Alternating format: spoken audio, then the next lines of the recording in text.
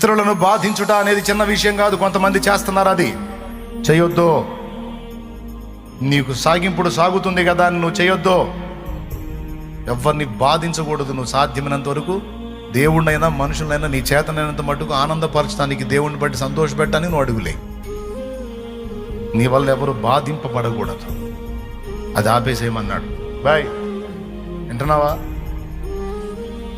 నువ్వు మాట వినకుండా విర్రవిగుతా తిరుగుతుంటే ఎవనుడా నీ తల్లిదండ్రి బాధపడతారు. మరి వాళ్ళని నువ్వు బాధించుచున్నావు.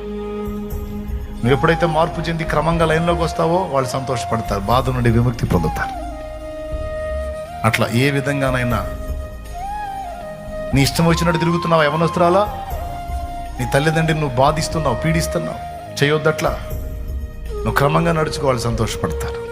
రాసుంది అక్కడ, బాధించుట మాని, వ్రేలు పెట్టి చూపుట, తిరస్కరించుట, చెడ్డదానిని బట్టి మాట్లాడుట నువ్వు మాని.